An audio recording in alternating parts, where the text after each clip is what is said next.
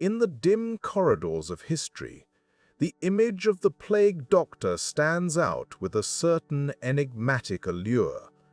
A figure clad in a long, waxed coat and a mask with a beak-like nose, often evoking visions of mystery and ancient medical practices. Yet, the daily life of a plague doctor was far from the dramatic scenes often imagined. It was a role defined by routine, guided by a medical understanding that was still in its infancy.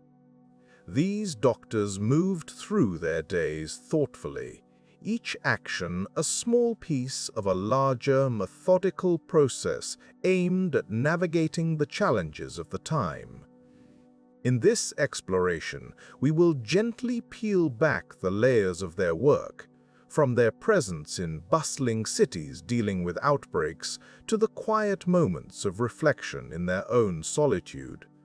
Our tale is not hurried, and neither should be your listening. Allow your mind to wander gently as we delve into the quiet persistence of these individuals in a time of uncertainty.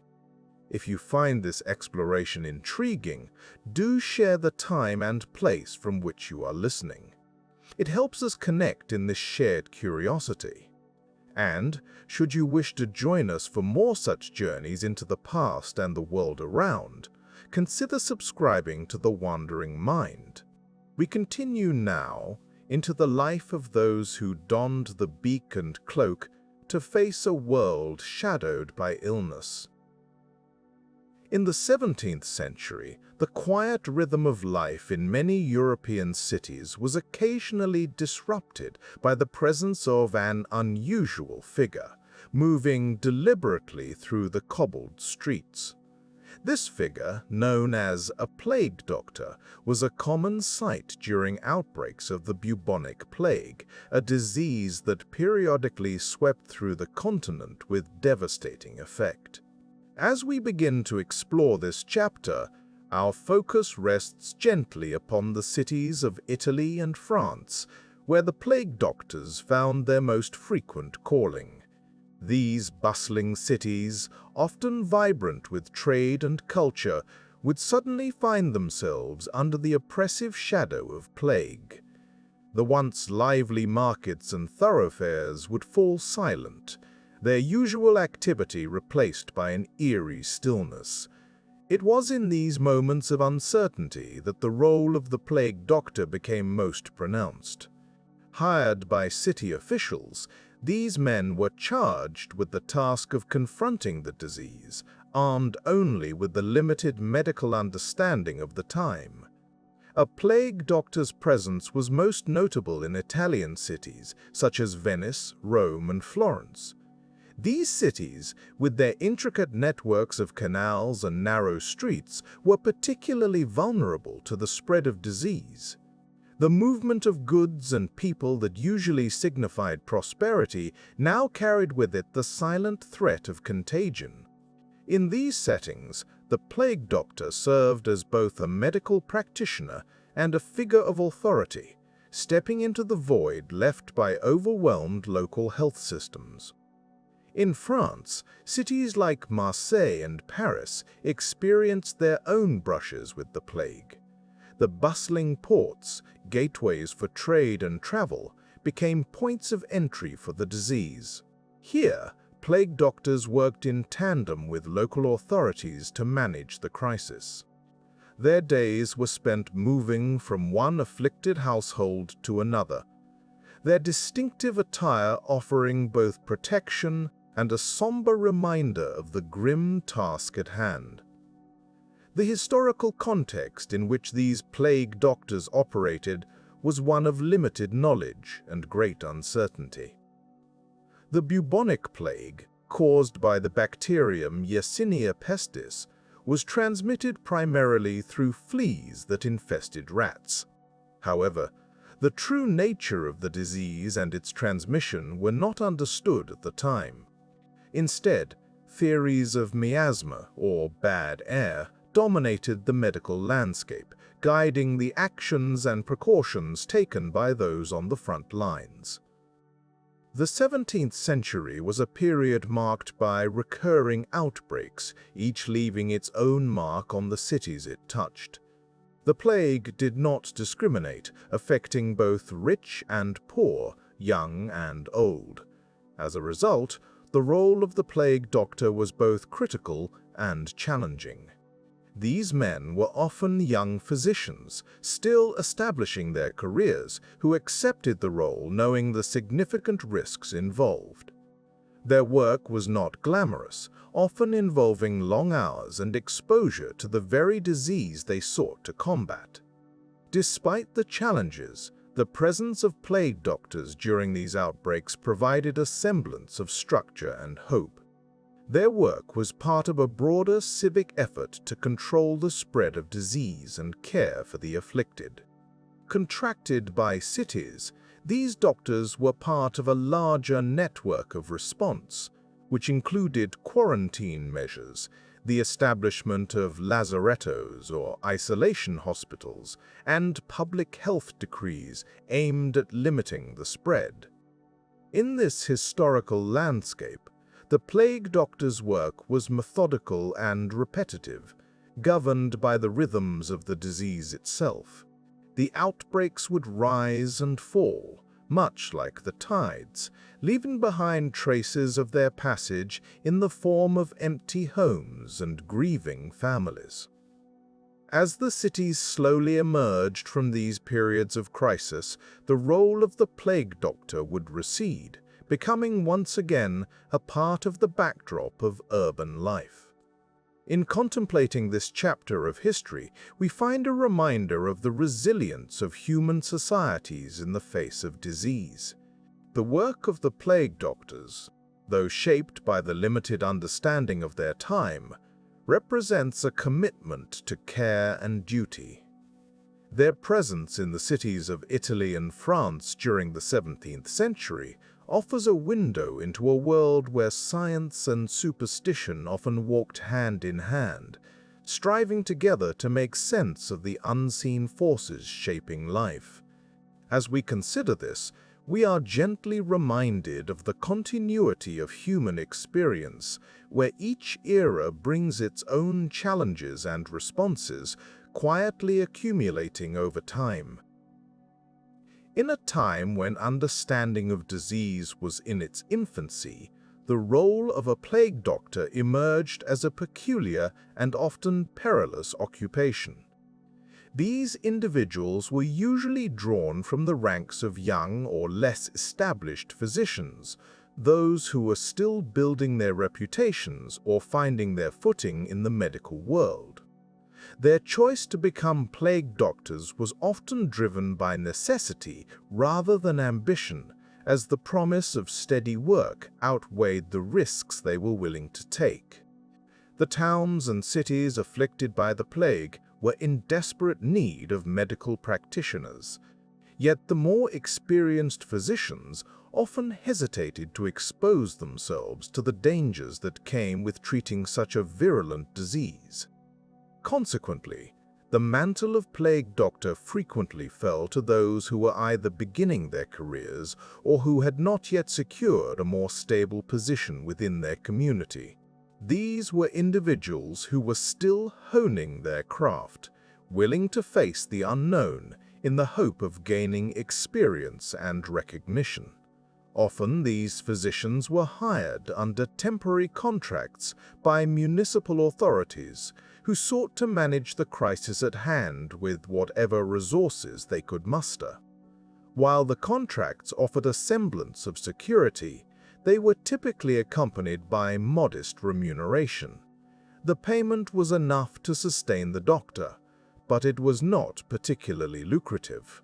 The true compensation came, perhaps, in the form of the experience gained and the opportunity to serve a community in dire need.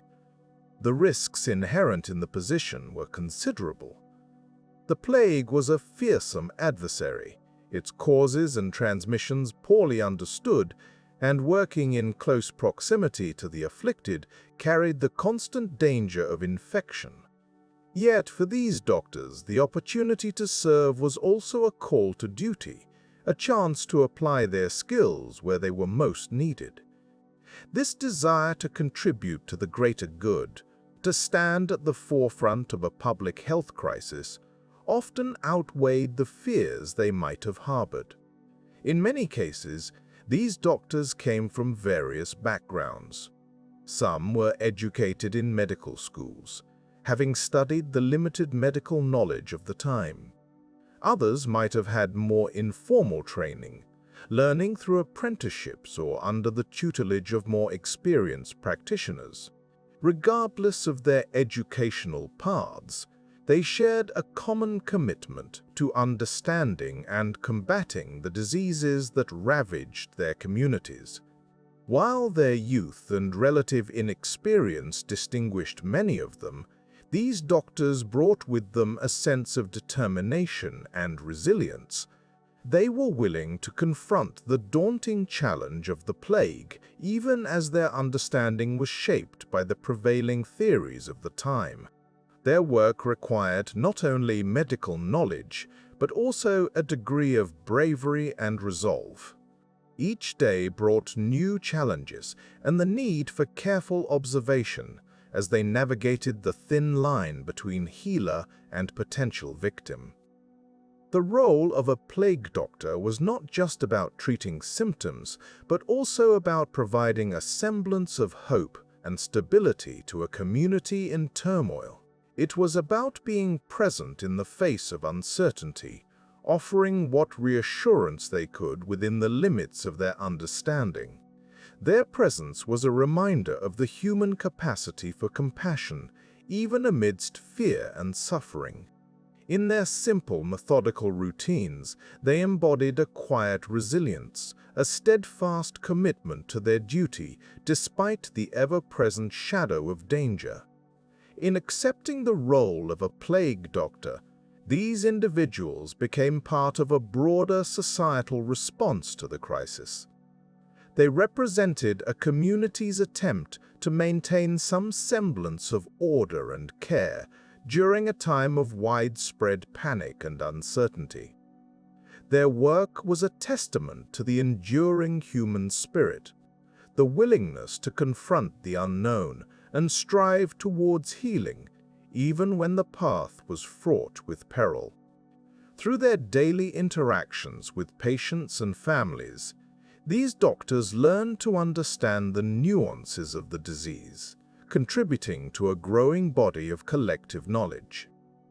Their observations and experiences, meticulously recorded, helped to inform future medical practices, even as they themselves operated within a framework of limited understanding. The role of a plague doctor, therefore, was not merely a job, but a calling that required a balance of courage, skill, and empathy. Each doctor brought their unique perspective and approach to the task, shaped by their background and experiences. In the quiet moments between visits, they reflected upon their role, the lives they touched, and the impact of their work on both the individual and community level. Their stories and experiences, though often overshadowed by the broader narrative of the plague, remain an integral part of medical history. They remind us of the individuals who stood at the front lines, guided by a sense of duty and the hope of alleviating suffering. These doctors, with their simple tools and earnest intentions, left an indelible mark on the communities they served, embodying the spirit of perseverance in the face of overwhelming odds. In the end, the plague doctors were more than just medical practitioners. They were symbols of resilience and hope. Through their quiet, determined efforts, they bridged the gap between fear and understanding, offering a guiding hand amidst the chaos. Their legacy is a testament to the enduring power of human compassion and the relentless pursuit of knowledge, even when the path is uncertain and fraught with challenges. As they navigated the turbulent waters of a world beset by disease, they did so with a steadfast commitment to their duty, leaving behind a legacy that continues to resonate to this day. In the muted hum of a city caught within the grasp of an unseen affliction, the role of a plague doctor emerges, like a steady, if somewhat misunderstood, presence. Their duties, shaped by the terms of a solemn contract, unfold with a rhythm both steady and unyielding. Each task, though repetitious, carries the weight of a community's hope and fear. Yet it is the quiet precision of these duties that provides a semblance of order amidst the chaos. At the heart of a plague, doctors' responsibilities lies the recording of deaths. A simple ledger becomes a testament to lives once vibrant, now reduced to names and dates. The act of documenting is methodical, involving a careful noting of each passing, each new absence felt in the fabric of the community. This record, though stark, is a tool of comprehension, a means to grasp the scope of the outbreak.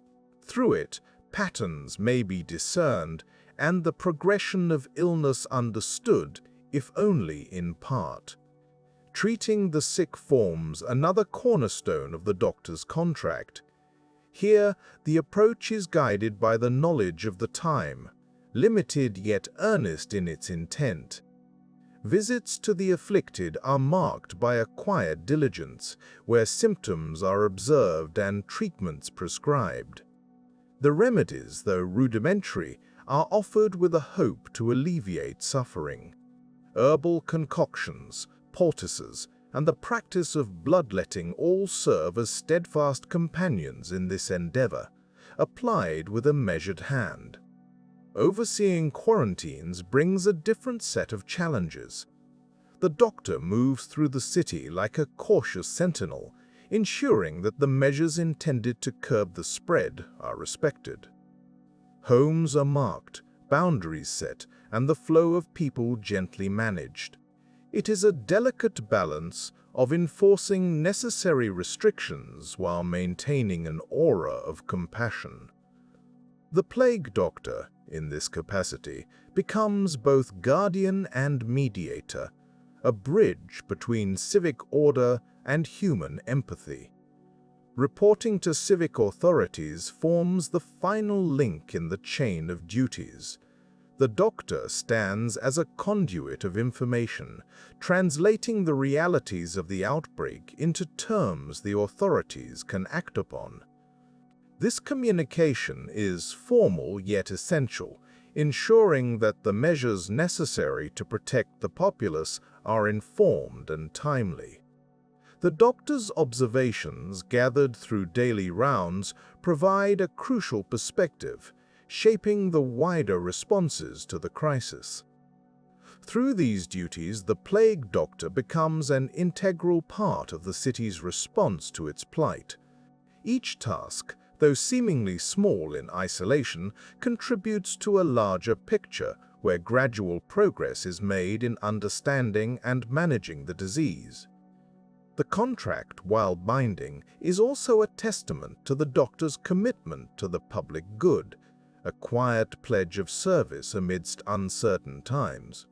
In the quiet moments between tasks, the doctor might reflect on the cumulative impact of their work. Each entry in the ledger, each visit to the sick, each household gently guided into quarantine, all weave into a tapestry of resilience. It is a reminder that change, though slow, is constant, and that every effort, however humble, plays a part in the gradual return to balance. Thus, the duties of a plague doctor, defined by the contract and enacted with quiet resolve, echo through the days and nights of a city in need.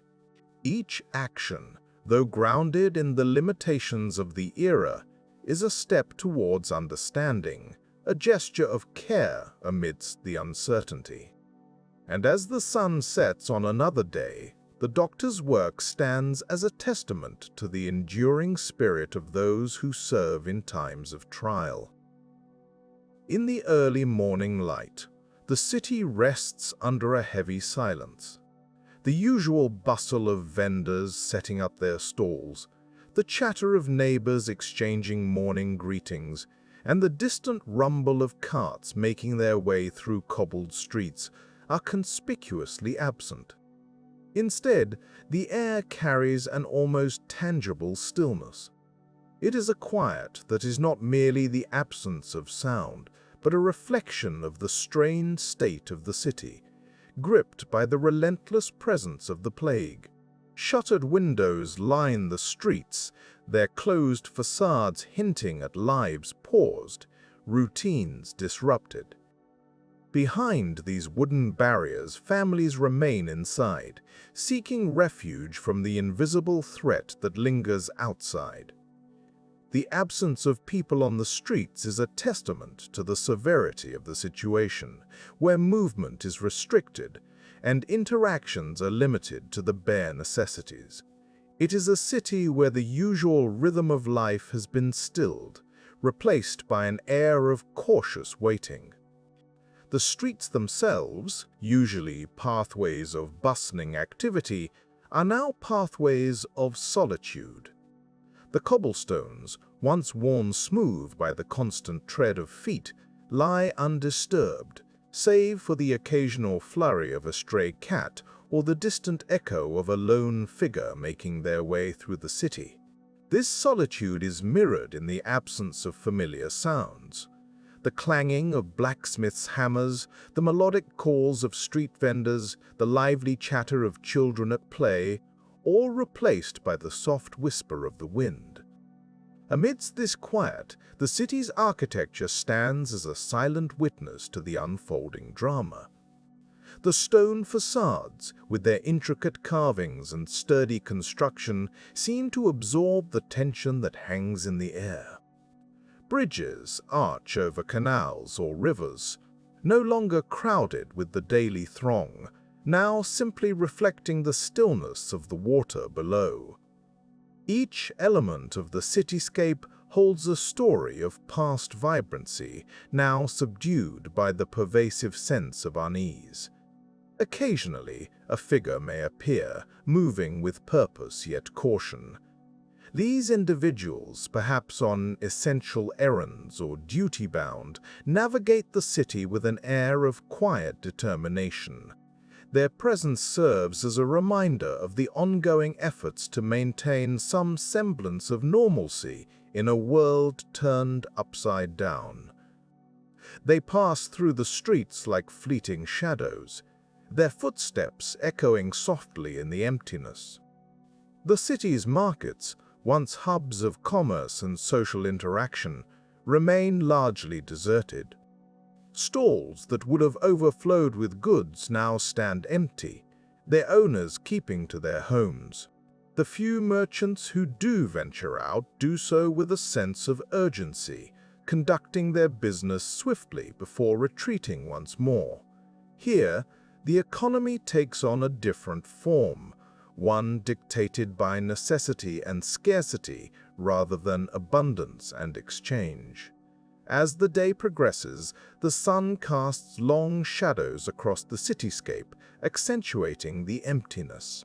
The light filters through the narrow gaps between buildings, illuminating the dust particles suspended in the air, creating an ethereal glow that contrasts sharply with the somber mood.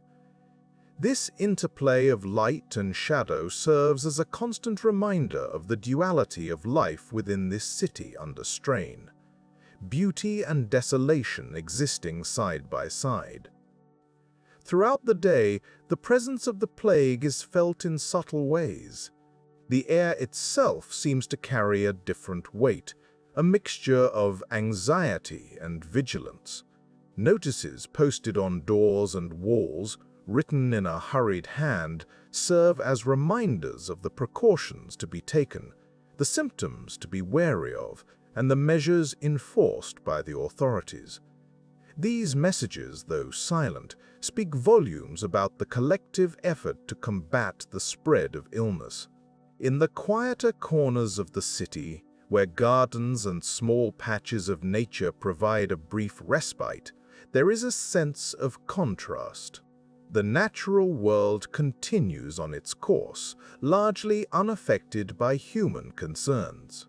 Birds sing from the branches of trees, and flowers bloom quietly in defiance of the surrounding turmoil.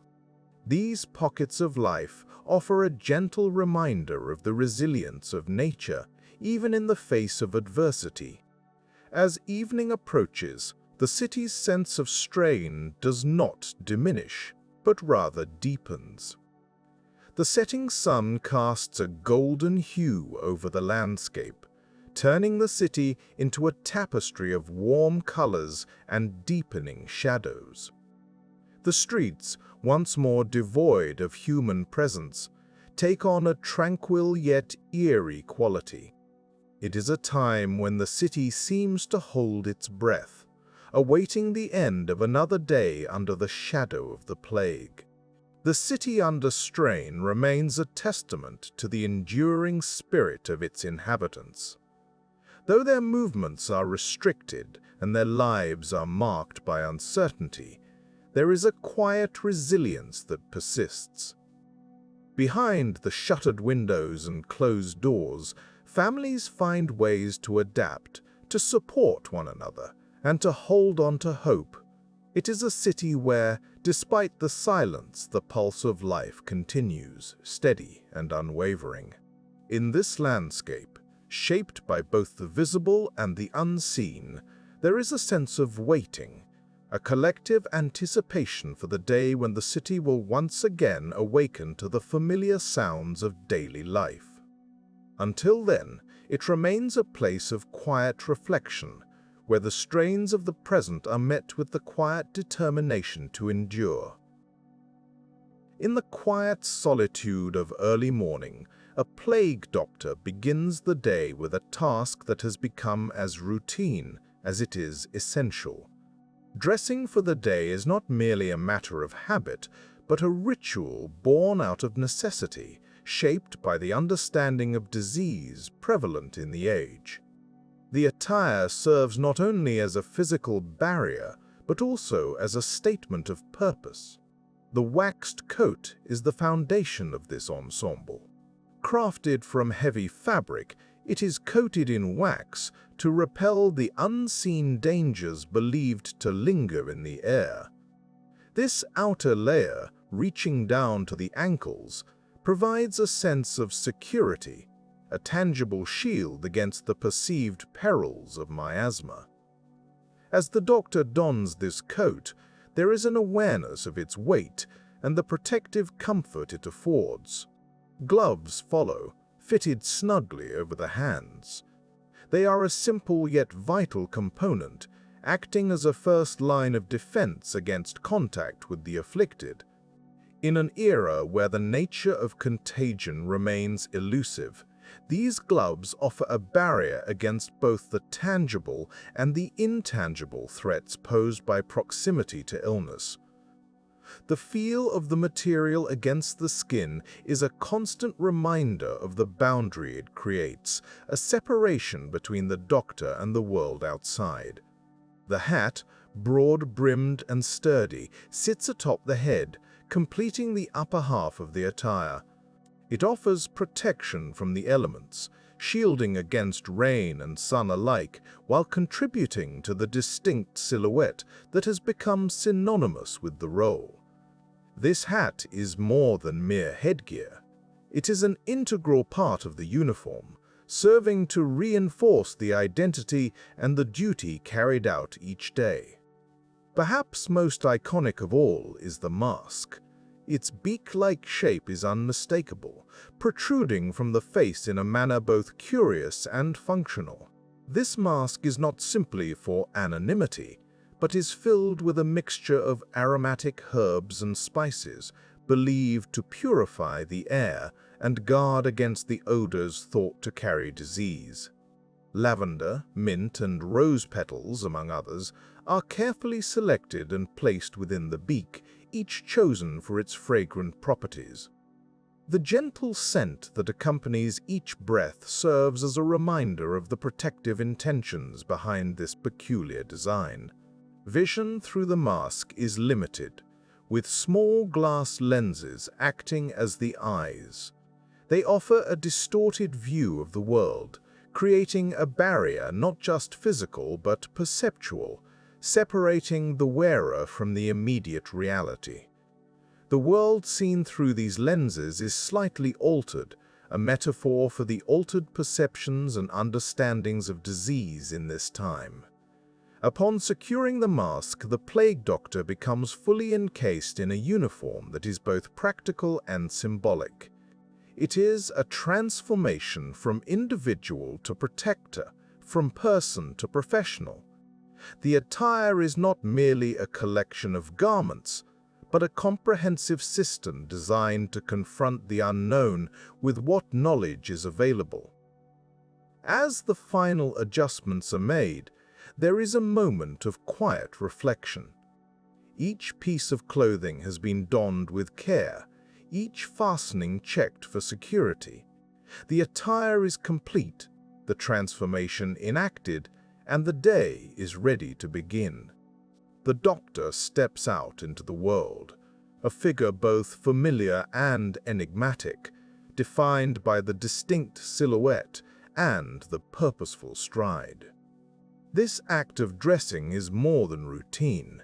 It is a daily preparation for the responsibilities and challenges that lie ahead. It is a silent acknowledgement of the risks undertaken and the commitment to the task at hand. In the simplicity of these garments lies a profound statement about the nature of duty and the resilience of the human spirit in the face of adversity. Thus clad, the plague doctor becomes both participant and observer in the unfolding narrative of the city.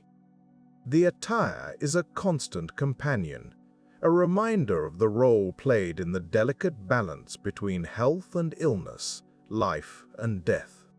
As the day begins, the doctor is ready, dressed for the duties that await, and prepared to face whatever challenges the hours may bring.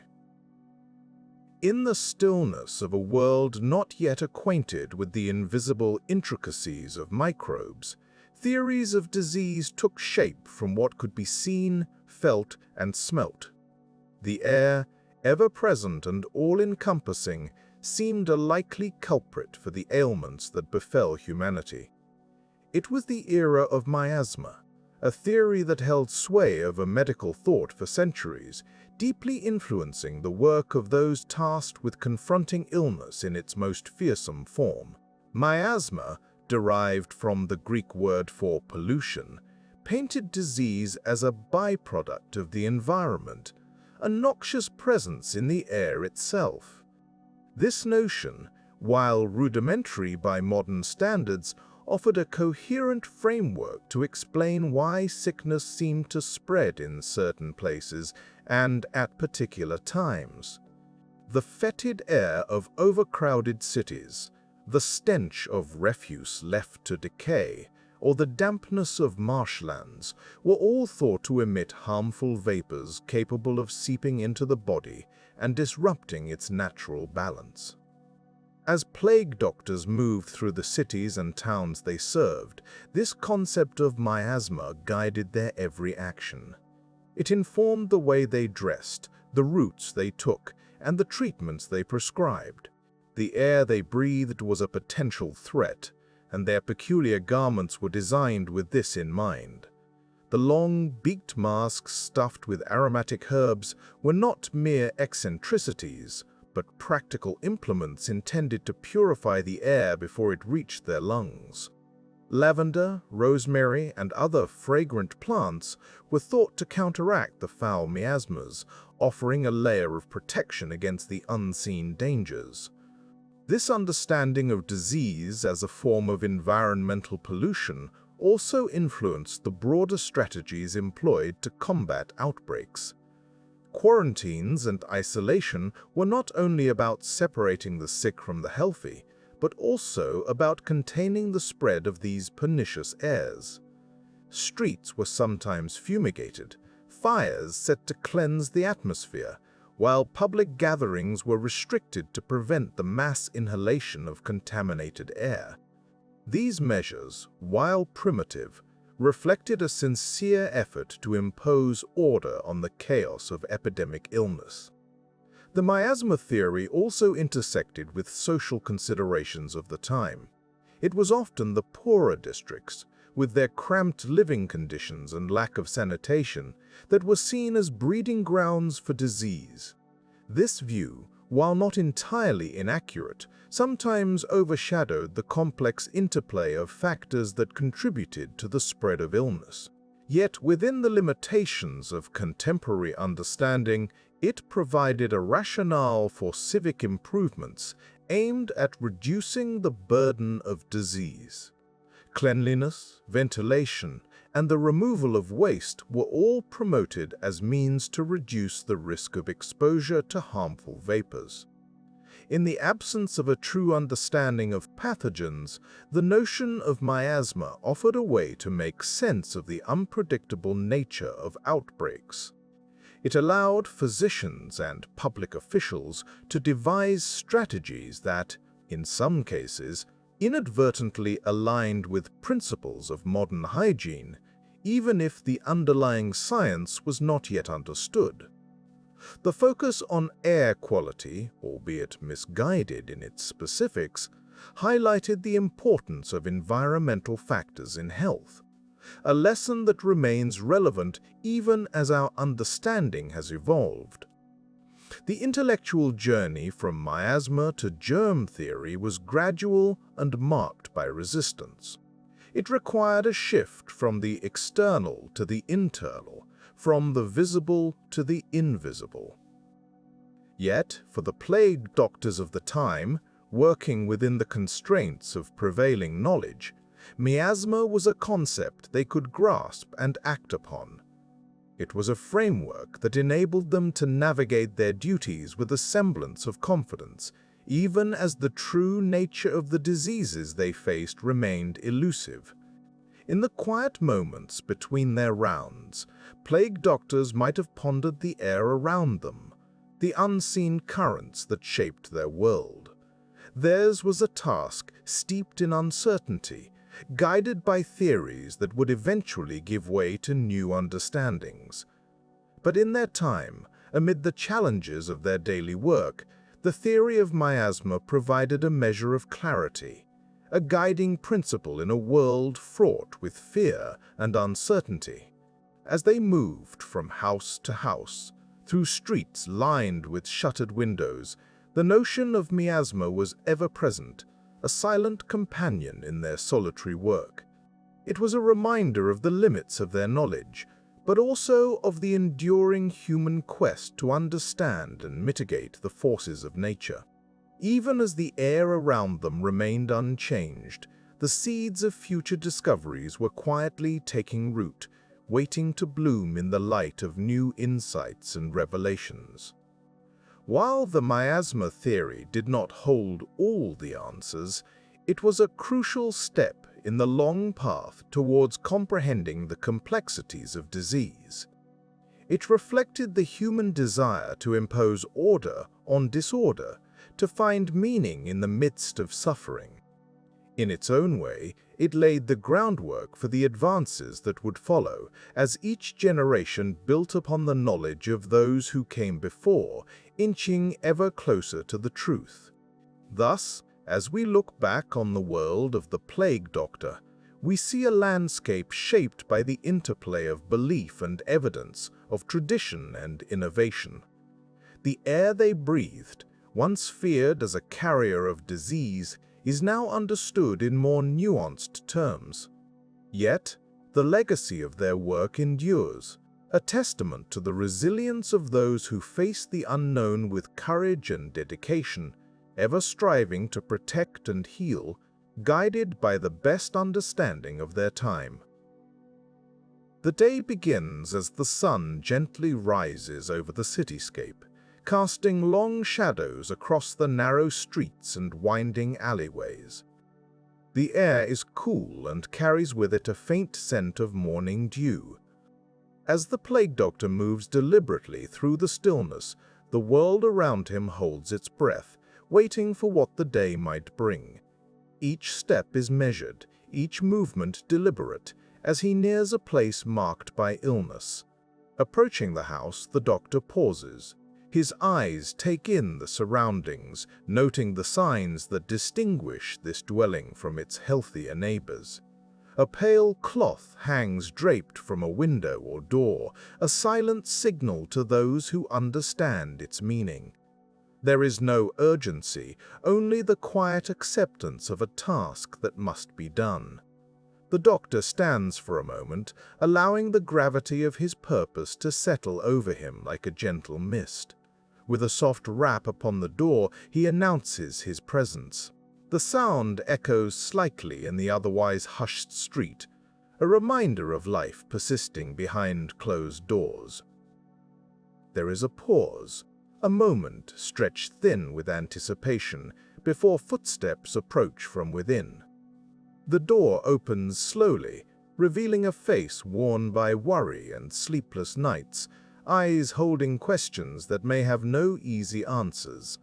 The doctor steps inside with a courteous nod, acknowledging both the formality of his visit and the informal bond shared by those touched by the same silent adversary. The interior is dimly lit, shadows playing across the walls as though the light itself is hesitant to intrude too boldly. The air is tinged with the scent of herbs and other attempts to ward off the unseen, all mingling with a lingering hint of illness. In this space, every movement is careful, every word considered. The doctor's gaze moves over the room, noting the small details that tell a larger story. There is a chair slightly out of place, a piece of cloth left unfolded, and the quiet rhythm of breathing from the next room. These are the signs of life continuing amidst uncertainty, the resilience of those who carry on despite the weight upon their shoulders. The doctor is led to the heart of the home, where the patient lies. Here, time seems to slow, as if the world outside has paused in respect for this moment. The patient, perhaps a child or an elder, rests upon the bed, their face a tableau of vulnerability and quiet endurance.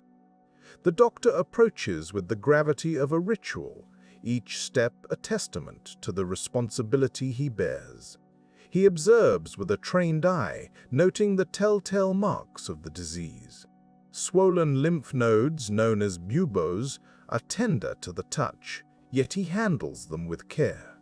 Fever has left its flush upon the cheeks, a warmth that speaks of the body's struggle against its unseen foe. Weakness is evident in the way the patient lies, as though the very act of being is a challenge in itself. Without the benefit of modern diagnostics, the doctor relies on his senses and experience. He listens to the breathing, feels the pulse, and absorbs the atmosphere of the room. Each observation is a piece of the larger puzzle, guiding him as he considers the course of action. There is no rush, only the steady unfolding of practice honed by necessity. In this quiet exchange, the doctor offers more than just his skills. He provides a presence, a reassurance that even in the midst of uncertainty, there is someone who stands with them. His words are few, spoken softly and with purpose, offering guidance or simple comfort. The family listens, their hope resting upon these measured words and the actions they inspire. The visit unfolds slowly, like the turning of a page in a well-worn book. There is a rhythm to it, the natural cadence of care given and received. The doctor moves with an economy of motion, each action deliberate yet gentle. His presence is both a balm and a reminder, a momentary calm in a storm that persists beyond these walls. As the visit draws to a close, the doctor exchanges a few final words with the family. These are not promises of certainty, but rather acknowledgments of shared experience and the journey ahead. He leaves behind a piece of himself, a quiet resolve embedded in the fabric of their lives. The door opens once more to the world outside, the light of day greeting him as he steps back into the street. The air is still cool, the day still young, and his task continues.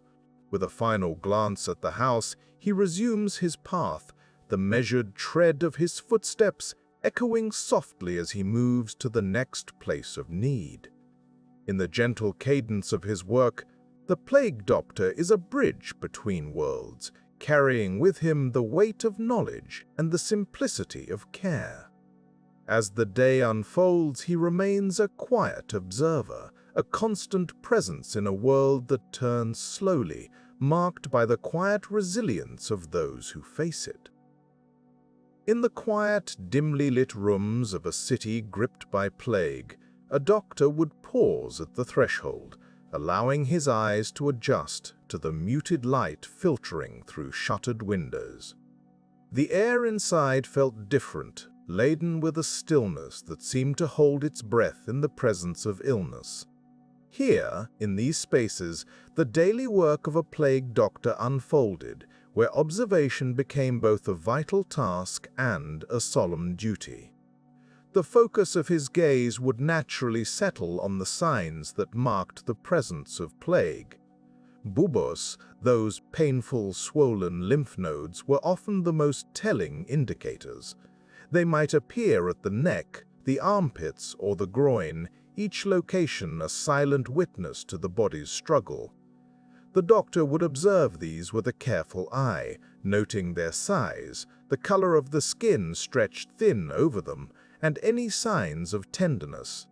Here in these observations lay the heart of his role, detecting the nuances of an ailment that was as much feared as it was misunderstood. Without the benefit of modern diagnostic tools, the process was inherently tactile and visual. He would rely on his senses, trained yet limited, to gather information. The skin's temperature was a crucial detail, its warmth often betraying the fever that raged within. Fever, a common companion to the plague, spoke of the body's attempt to fight off the unseen invader. The doctor might place a hand gently on the patient's forehead, feeling the heat that pulsed beneath the surface, a simple gesture that connected him to the human suffering he sought to alleviate. In the absence of advanced technology, the plague doctor relied heavily on his powers of deduction. He would listen intently to the patient's breathing, the rhythm and depth of each breath offering clues. A labored or shallow breath could suggest the disease had reached the lungs, an ominous development that often heralded a more severe progression. The sound of a cough, its frequency and timbre would be noted, each detail forming part of the broader picture of illness.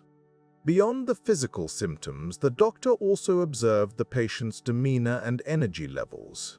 Lethargy or unusual fatigue were subtle indicators that the body was engaged in a fierce internal battle. Even conversation, or the lack thereof, provided insight.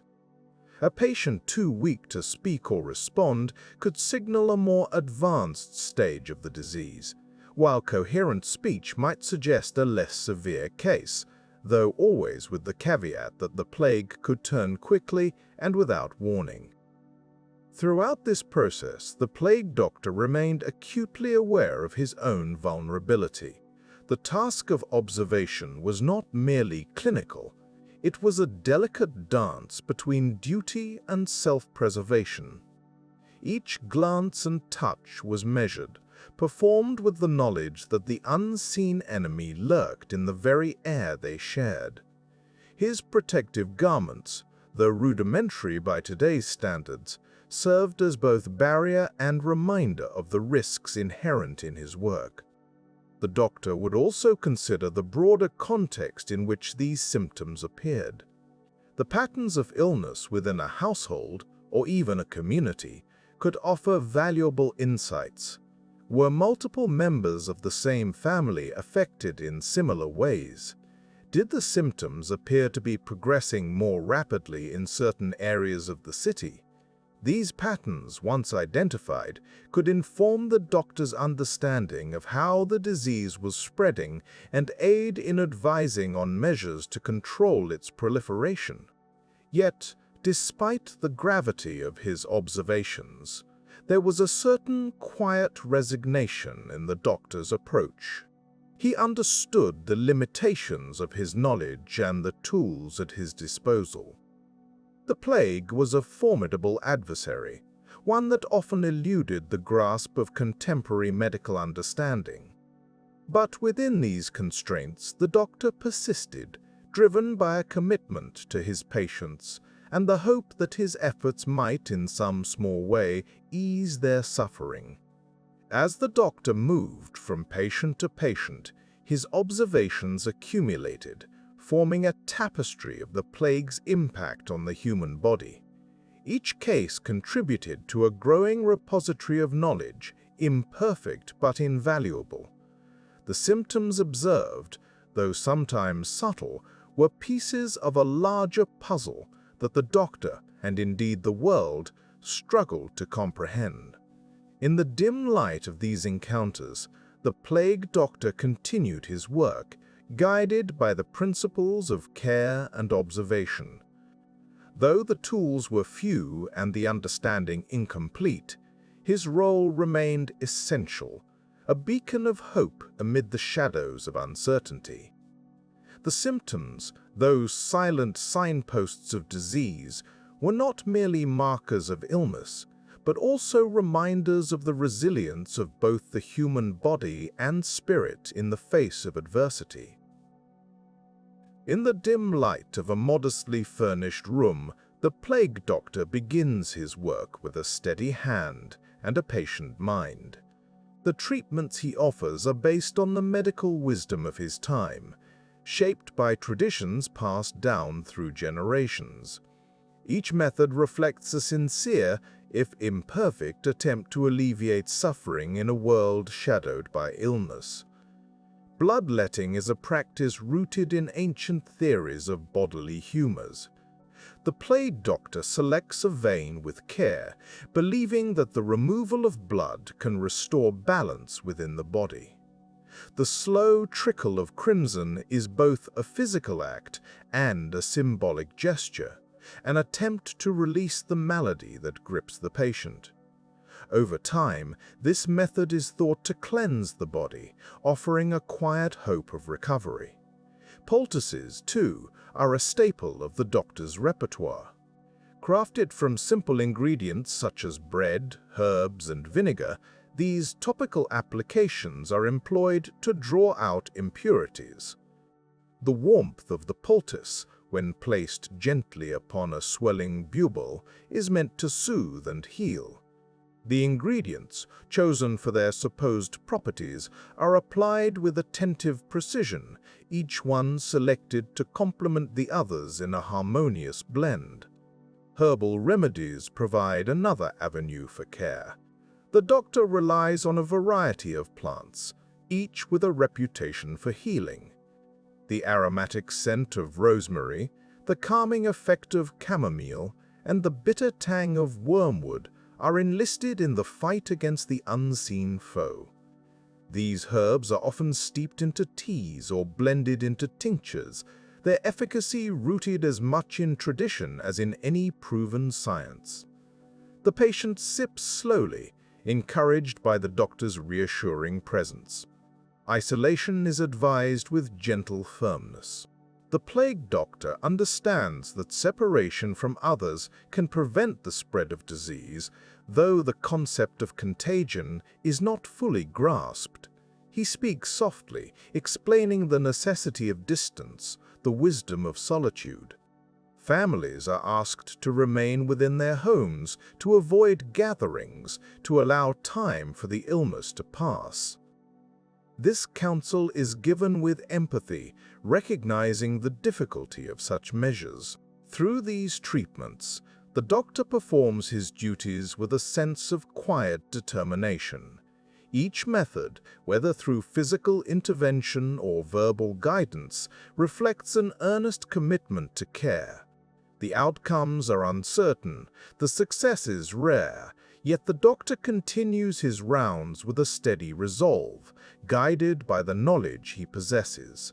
As the day unfolds, these practices accumulate in their simplicity and intent. They are the tools of a profession, bound by the limits of its era, yet wielded with a compassion that transcends those boundaries. The treatments of the plague doctor, though grounded in the past, serve as a testament to the enduring human desire to heal and be healed. In this way, the doctor moves from one patient to the next, leaving behind a touch of solace in a world seeking balance. In the muted light of an overcast afternoon, the task of recording the dead fell to the plague doctor, a somber duty amidst the quiet persistence of life in a city under strain.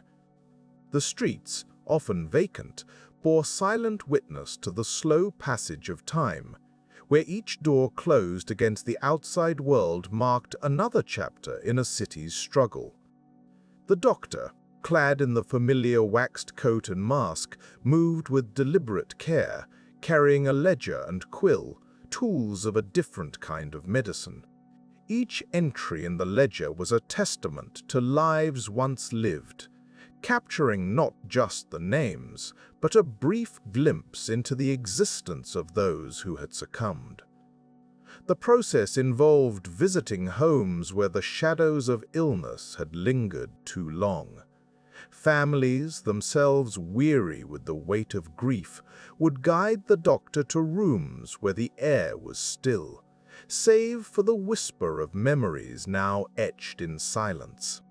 In these spaces, the doctor's presence was both an acknowledgement of loss and a step towards understanding the invisible enemy that claimed so many. The act of documenting these deaths was methodical, an exercise in patience and precision. It was a task that required not only attention to detail, but a sensitivity to the environment. People spoke in hushed tones, and the doctor listened carefully, recording the names, ages, and sometimes the last moments of the deceased. Each entry was more than mere words on a page. It was a small but significant contribution to the emerging field of public health, a record of the toll taken by the plague on the community. In the quietude of these moments, the doctor's role transcended the treatment of the living. It became part of a larger effort to comprehend the scope of the illness. These records, though simple, were among the earliest forms of data collection, paving the way for future generations to build upon. They provided insights into patterns of mortality, the spread of disease, and, in time, would help inform strategies to combat future outbreaks. The process of recording was not without its challenges.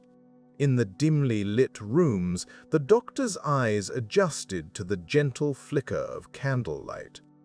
The quill, dipped in ink, moved steadily across the parchment, capturing details that would otherwise fade from memory. It was a delicate balance, respecting the privacy of the departed, while ensuring that their passing was noted for the greater good of the populace. There was a quiet dignity in this undertaking.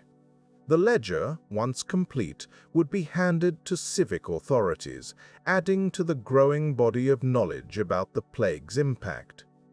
These documents, though unassuming in appearance, were invaluable. They served as a bridge between the personal and the communal, transforming individual losses into a broader understanding of the epidemic's reach. As the doctor moved from house to house, there was a sense of continuity in the act of recording. Each entry was a link in a chain, connecting the past to the future, offering a glimpse into the lives that had shaped the city's narrative. It was a reminder that even in the face of overwhelming adversity, there was a commitment to understanding and, ultimately, overcoming the challenges presented by the plague. In reflecting on this task, the doctor understood the significance of their work. It was a quiet but essential part of the broader efforts to manage the crisis. Through these records, the city's struggles were documented, providing a foundation for learning and growth.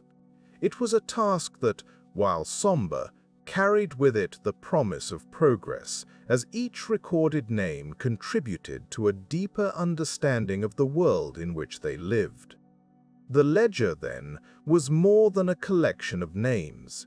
It was a testament to resilience and a step towards a future where such tragedies might be mitigated.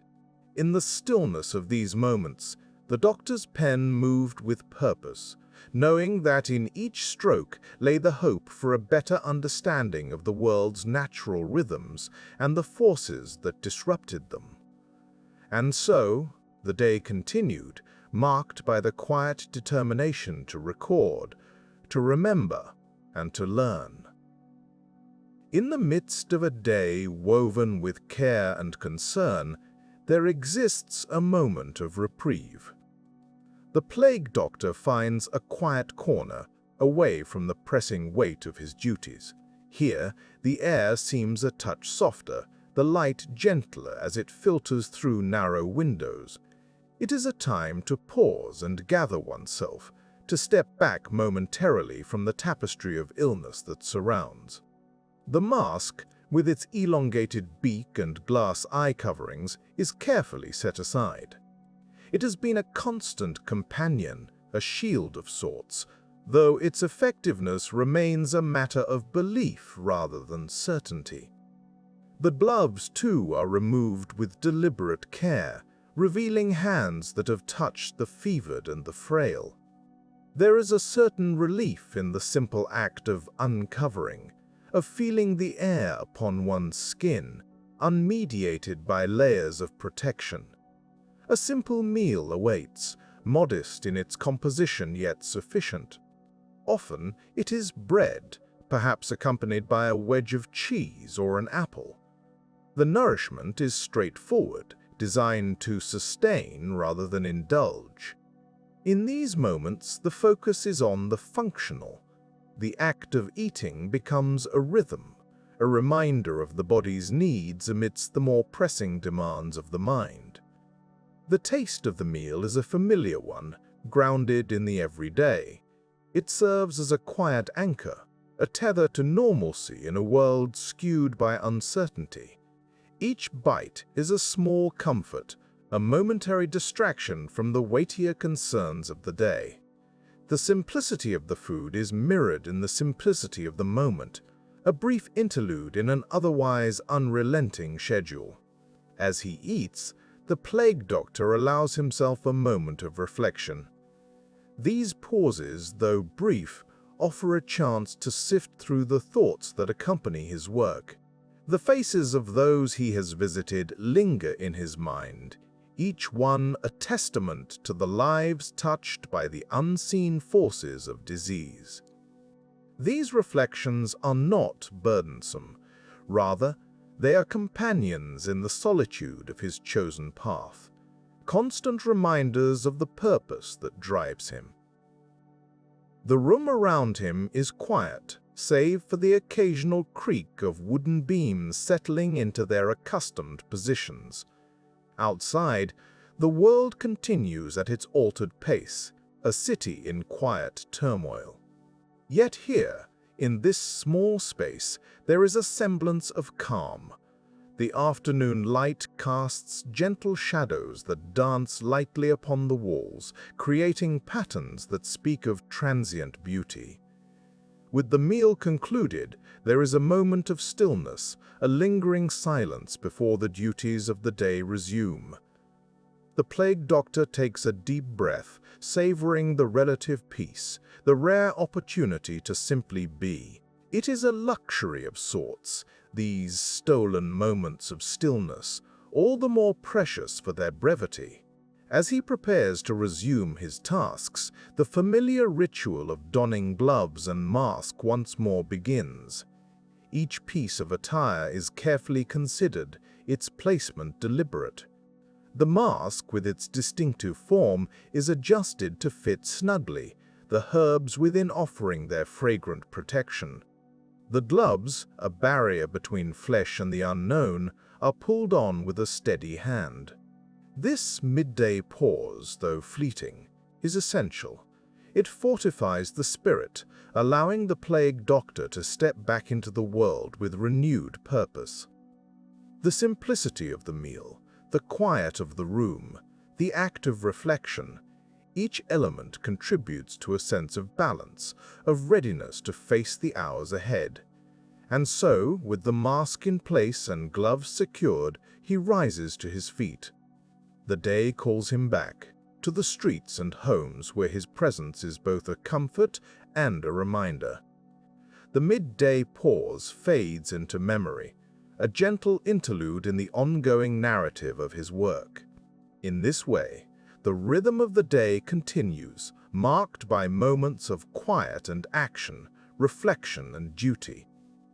The plague doctor steps forward once more, guided by the knowledge that every pause, no matter how brief, is a necessary part of the journey. In the muted light filtering through a narrow window, a figure steps quietly into a modest room, the air thick with an unfamiliar tension. Families gathered within these walls often find themselves seeking answers, reassurance, or perhaps just a semblance of hope. The presence of the plague doctor, clad in his somber attire, serves as both a comfort and a reminder of the gravity of the situation.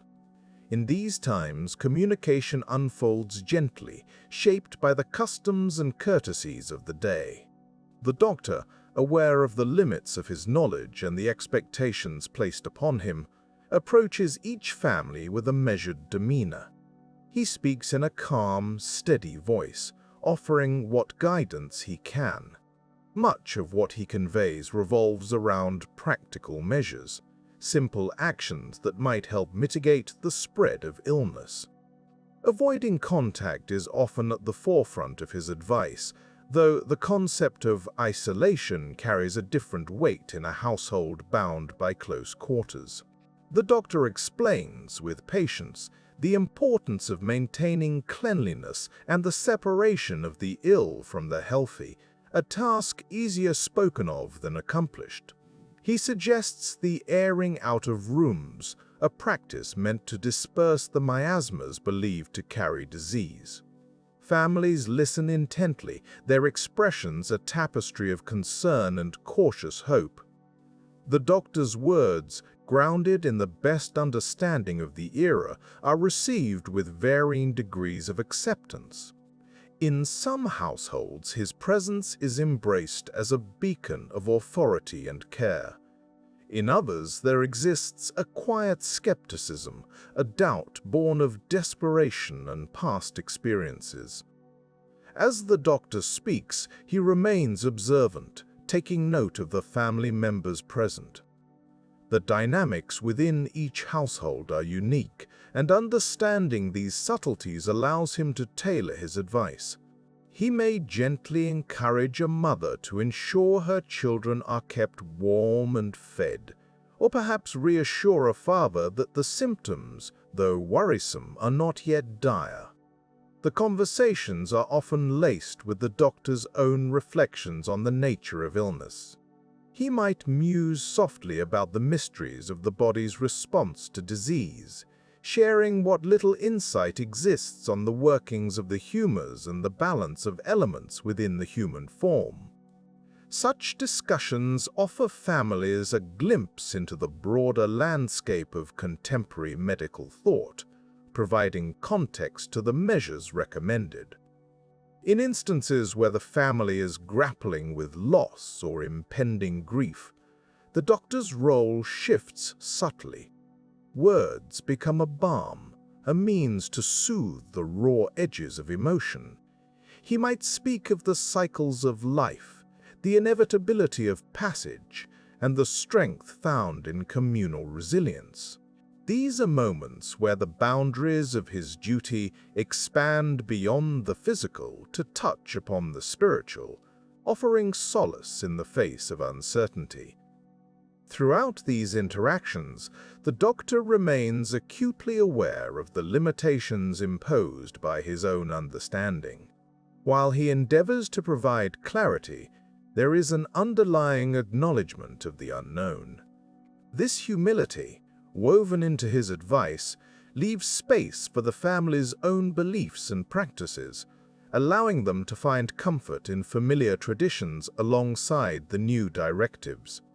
As the conversation draws to a close, the doctor often issues gentle reminders, reinforcing the importance of vigilance and care. His parting words are imbued with a quiet determination, a wish for the family's well-being as he prepares to step back into the world beyond their door. The families watch his departure with a mixture of gratitude and apprehension, knowing that his visit, while brief, is a thread in the larger tapestry of their shared challenge. In these moments, the doctor's presence lingers, a silent testament to the role of human connection amidst adversity. His visits, though fleeting, are a reminder that even in times of great uncertainty, there exists a network of individuals striving together towards understanding and healing. And as he moves to the next household, the city's pulse continues, each family a vital part of its enduring story. In the quiet streets of a city burdened by illness, the role of the plague doctor extended beyond the confines of personal visits and treatments. Among their many responsibilities, ensuring the observance of quarantine measures was crucial. The city itself seemed to hold its breath, its usual rhythms subdued as residents remained within their homes. Doors were marked, not just with signs of illness, but with the invisible boundaries of separation.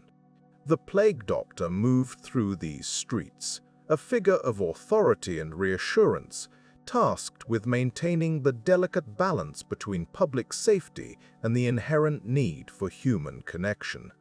Quarantine in this time was a practice born out of necessity rather than complete understanding. It was an attempt to halt the spread of disease by restricting movement and contact. The plague doctor, often accompanied by local officials, would walk the perimeter of designated areas, ensuring that the boundaries were respected. These measures, although imperfect, represented the best efforts of the time to manage an invisible threat. The quiet observation of homes from a respectful distance formed part of the daily routine, a visual check that families were adhering to the conditions set for their protection. The concept of quarantine was not merely about confinement. It required a careful orchestration of logistics and empathy. The plague doctor, with limited resources, had to ensure that those isolated had access to basic necessities. Food and supplies needed to be delivered, a task often managed by volunteers or those without immediate family obligations. The doctor, aware of the strain such measures placed on individuals, often found themselves mediating between civic duty and the human need for compassion. In many ways, the quarantine was as much a test of community resilience as it was a medical intervention. Communication played a vital role in the success of these efforts. Notices were posted, and messages delivered to inform and educate the public about the reasons behind these restrictions. The plague doctor, though primarily a figure of medical authority, also became a bearer of news, explaining the importance of patience and compliance. This was done with a tone of calm assurance.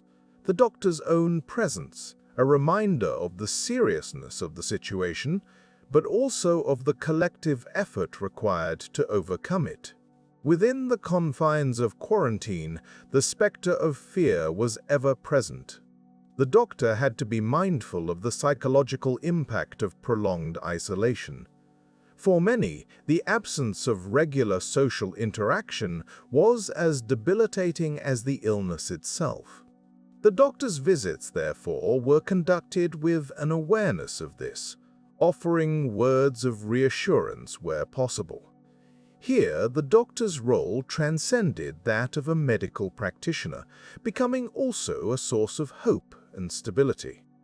At times, the role demanded the enforcement of rules that were not always welcome. Some individuals, driven by desperation or misunderstanding, might attempt to breach the quarantine. In such cases, the doctor had to exercise a firm yet understanding approach, reinforcing the necessity of the measures while acknowledging the hardships they imposed. This balance of order and empathy was delicate, requiring a sensitivity to the diverse circumstances each household faced.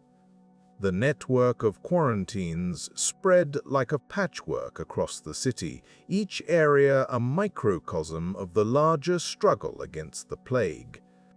The doctor, moving between these areas, acted as a link in this chain, ensuring that no section was overlooked.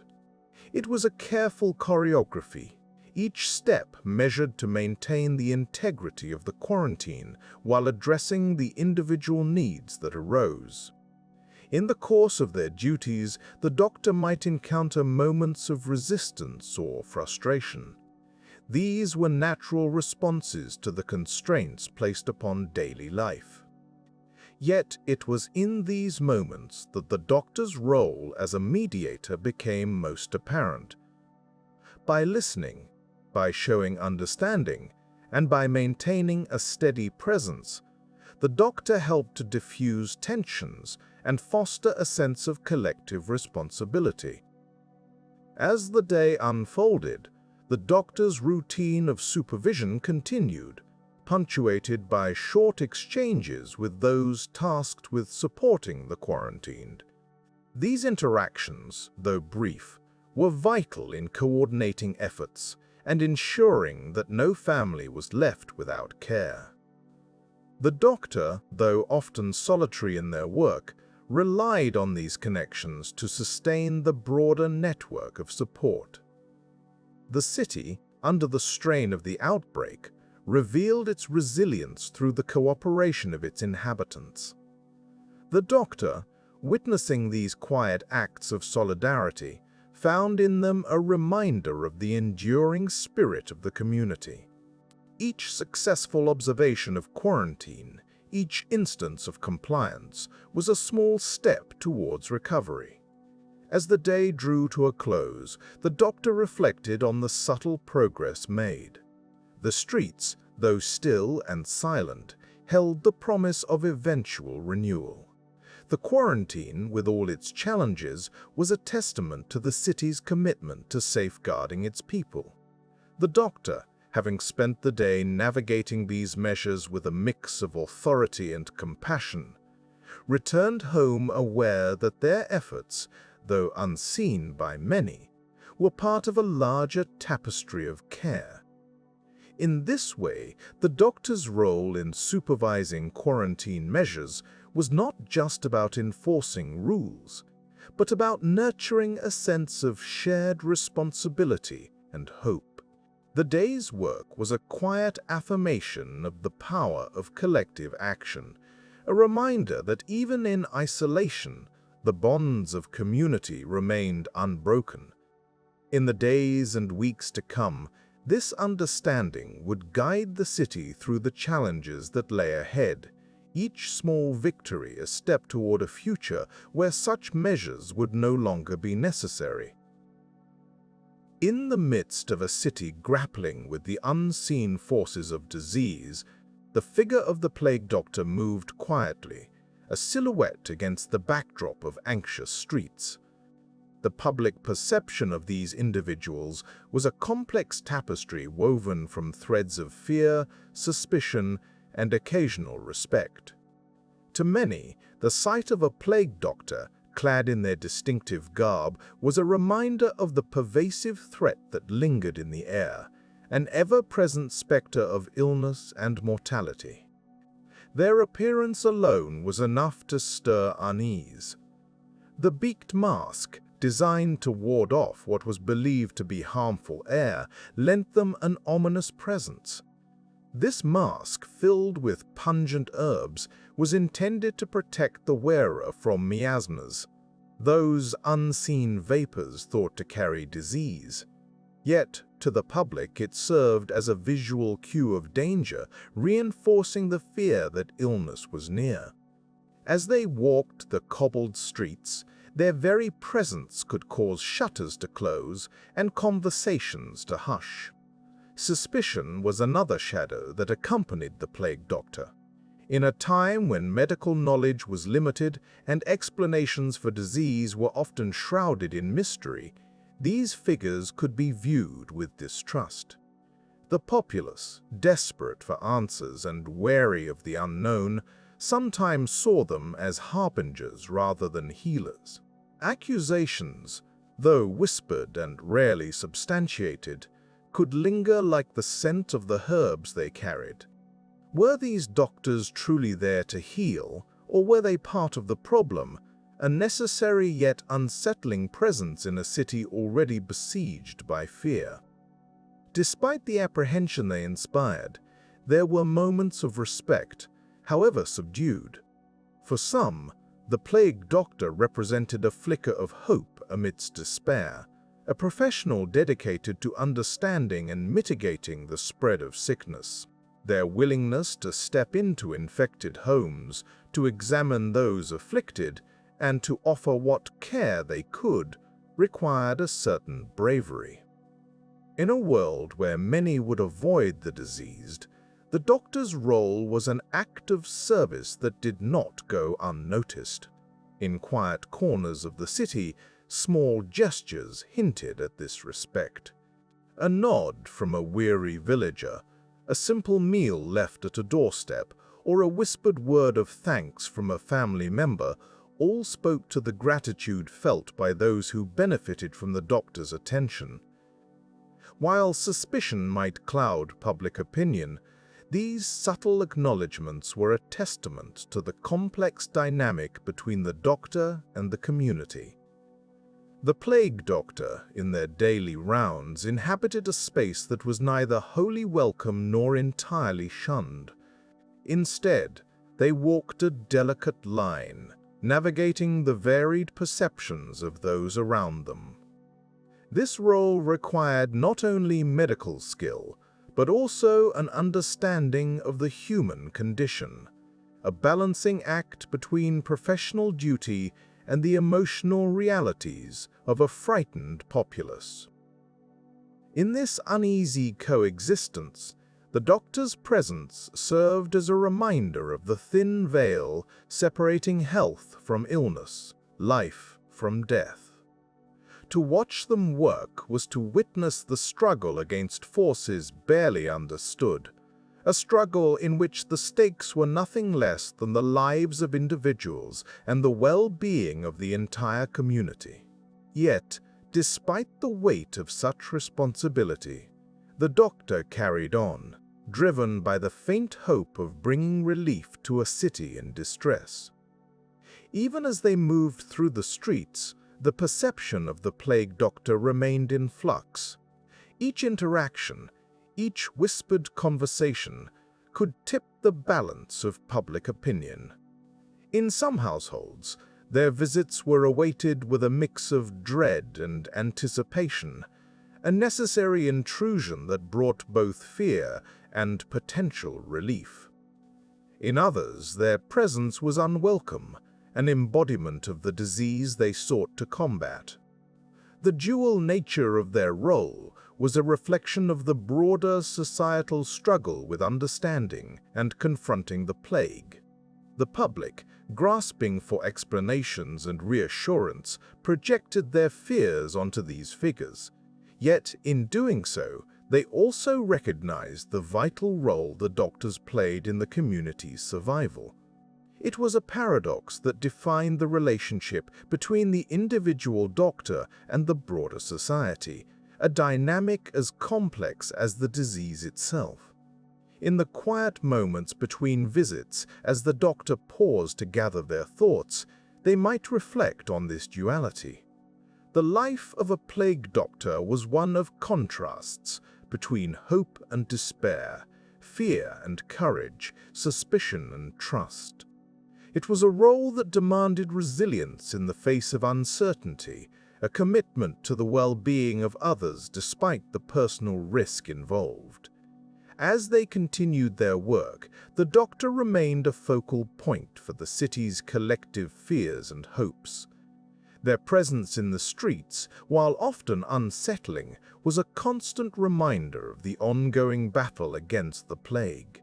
In the end, whether viewed with fear, suspicion, or respect, the plague doctor was an integral part of the community's response to crisis, a figure both of their time and for all time, embodying the timeless struggle of humanity against the forces of nature. In the quiet solitude that accompanies the role of a plague doctor, there exists a certain detachment from the world that they work so diligently to serve. It is not merely the physical distance that separates them from their fellow townsfolk, but an emotional and psychological space that becomes increasingly pronounced with each day spent amidst the shadows of disease. Living apart from others is not just a precautionary measure. It becomes an intrinsic part of their existence, a necessary barrier to protect both themselves and those they love from the unseen threat they confront. The life of a plague doctor is marked by a delicate balance between duty and isolation. As they walk the cobbled streets, their presence is a reminder of the pervasive illness, a symbol of the invisible enemy that lurks in the air. The mask they wear, with its beaked visage, serves a dual purpose. It is both a shield against the miasma they fear and a barrier that separates them from the humanity they strive to save. This mask, heavy with its aromatic herbs, becomes a constant companion, a silent witness to the quiet battles fought within the confines of their own thoughts. There is an inherent loneliness in this work, a solitude that is both chosen and imposed. Living quarters are often sparse, chosen for their separation from bustling neighborhoods and busy streets. These spaces, though intended as sanctuaries, can feel more like cloisters, echoing with the absence of familiar voices and shared laughter.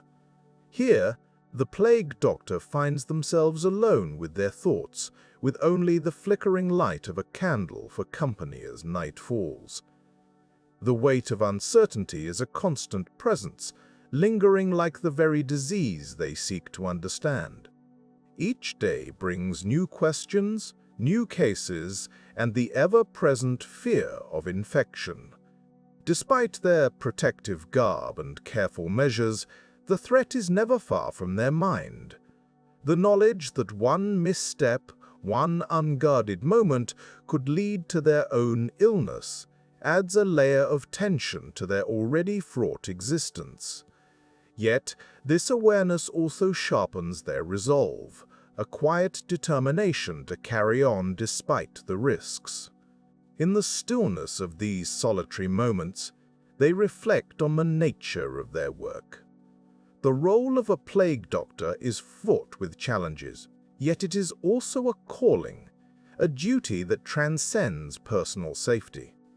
There is a deep sense of responsibility, a commitment to serve those who cannot protect themselves. This dedication provides a sense of purpose, a guiding light in a world shrouded in uncertainty. It is this purpose that keeps them moving forward, even when the path is unclear. The isolation they experience is not only physical, but also emotional.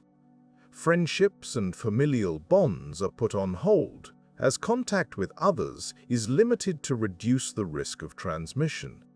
Letters become the primary means of communication, their words a tenuous connection to the world beyond their immediate reality. Yet even these written exchanges carry the weight of the unknown, as they pen messages to loved ones, unsure of when they might next reunite. In this enforced solitude, plague doctors often find solace in routine. The structure of their days, though demanding, offers a semblance of normality in an otherwise unpredictable world. There is comfort to be found in the repetition of tasks, the predictability of their procedures. These routines, though monotonous at times, provide a framework within which they can operate, a familiar rhythm that carries them through the days. Yet, the isolation is not without its toll. The lack of human contact, the absence of shared experiences, can lead to a sense of detachment, a feeling of being adrift in a sea of uncertainty. It is in these moments that the plague doctor must draw upon their inner reserves, finding strength in the knowledge that their work, though solitary, is vital to the fabric of their community. They are part of a larger effort, a collective struggle against the forces of nature that threaten their world. As they navigate this existence, the plague doctor becomes adept at finding small moments of connection. A brief exchange with a colleague, a nod from a grateful patient, these interactions, though fleeting, serve as reminders of the humanity that underpins their work. It is these moments that sustain them, providing a glimpse of the world they strive to protect. In their isolation, plague doctors also become keen observers of the world around them. The quiet of their lives allows for reflection, a deeper understanding of the intricate balance between life and death, health and illness. This perspective, though born of necessity, enriches their work, allowing them to approach each case with a renewed sense of empathy and understanding. Ultimately, the life of a plague doctor is one of quiet resilience. It is a testament to the human spirit, an enduring commitment to the well-being of others, even in the face of personal risk. Through their isolation, they gain a profound insight into the nature of their work, a recognition of the interconnectedness of all things. This awareness, though accompanied by the weight of uncertainty, becomes a source of strength, guiding them through the challenges of their role with grace and determination. As the day draws to a close and the light fades from the sky, the plague doctor retreats to their solitary quarters once more. Here, in the quiet of their room, they reflect on the day's encounters, the lives they have touched, and those they have yet to help. It is in this space, removed from the world yet intimately connected to it, that they find a sense of peace, a quiet acceptance of the path they have chosen. And in that acceptance, they find the courage to face another day, to continue their work, and to carry the burden of uncertainty with quiet dignity. In the world of the plague doctor, religious and civic rituals stood as quiet pillars amidst the turmoil of disease. These ceremonies, imbued with a sense of solemnity, provided structure and solace to communities grappling with the unseen menace of the plague. As the sun rose over the city, the day often began with the soft tolling of church bells. Their sound, carried gently on the morning air, signaled a call to prayer. Congregations would gather, albeit cautiously, in the echoing spaces of churches. Here, amidst the flickering light of candles, they sought solace in the familiar cadence of prayer. In these sacred gatherings, the community found a momentary respite from fear. The words of the clergy, delivered with a steady calm, offered a sense of continuity amidst uncertainty. Prayers for deliverance filled the air, echoing against stone walls, seeking divine intervention in a world turned unpredictable. For the plague doctor, these moments of collective supplication were a reminder of the human need for hope.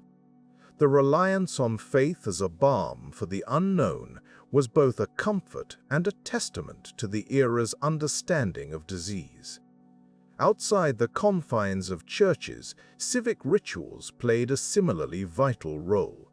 Municipal leaders, recognizing the power of shared experiences, organized processions through the city streets. These processions, restrained yet purposeful, wove through thoroughfares lined with shuttered windows.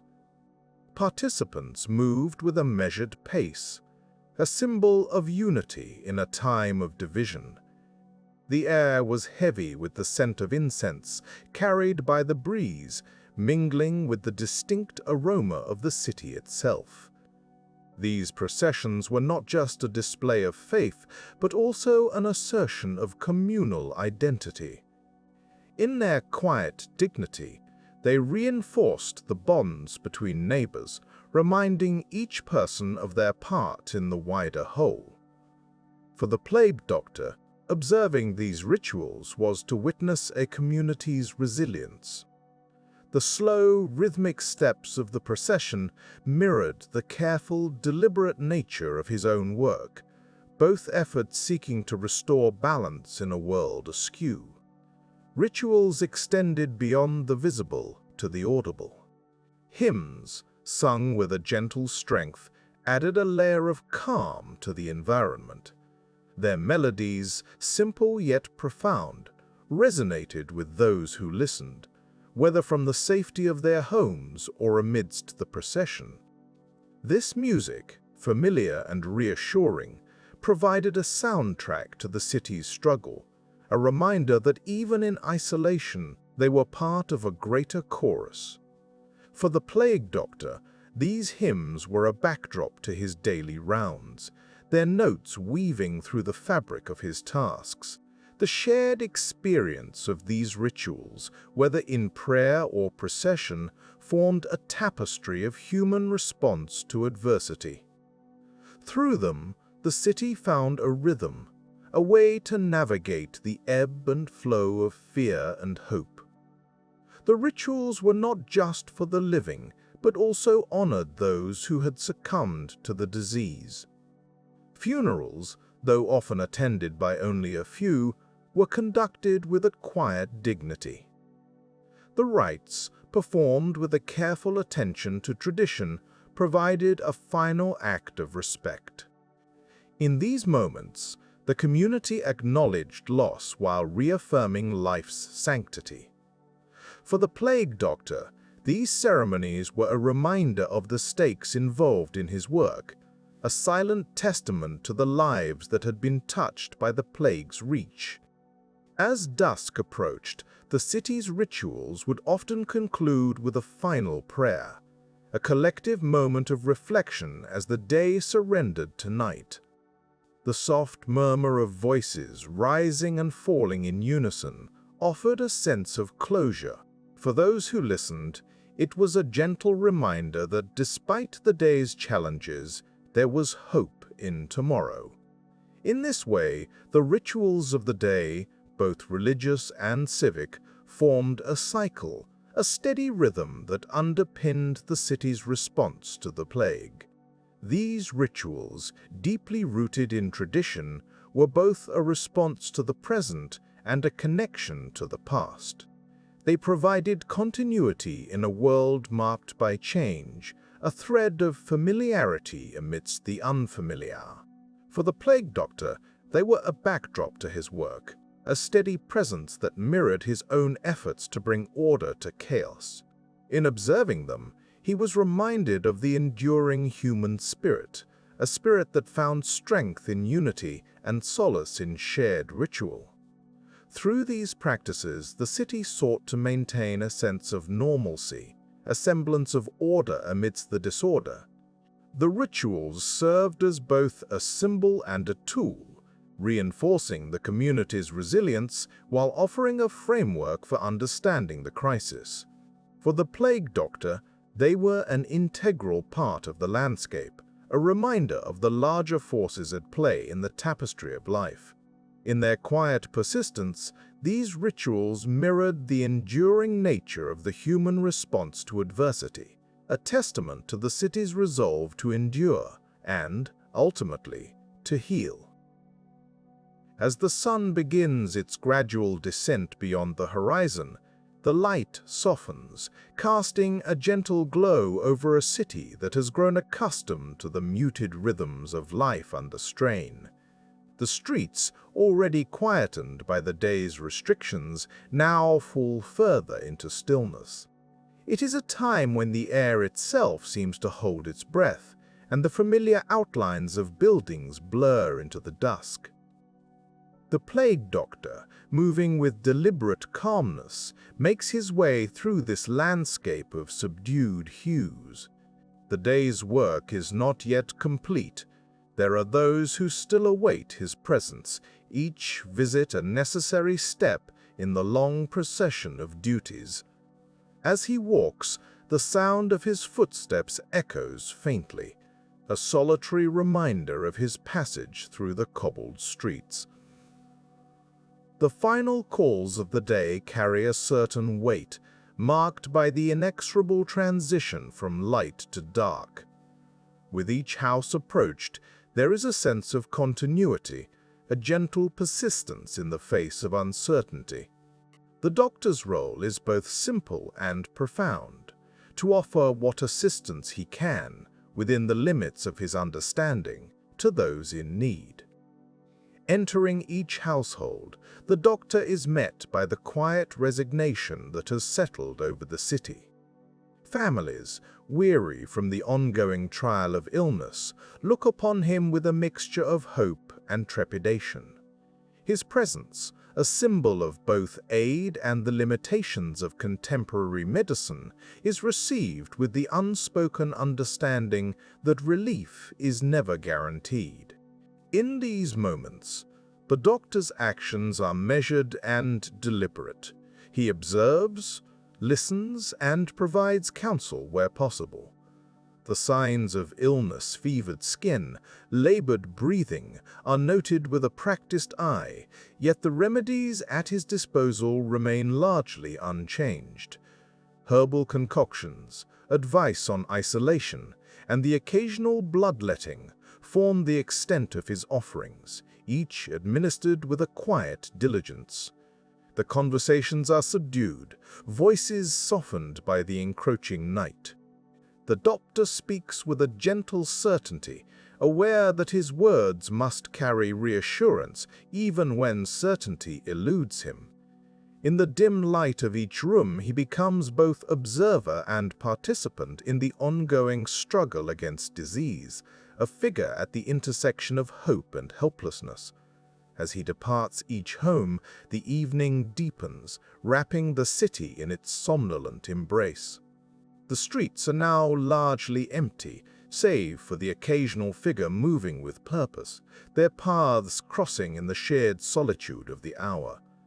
The doctor's journey continues, a solitary figure against the backdrop of a city held in quiet anticipation.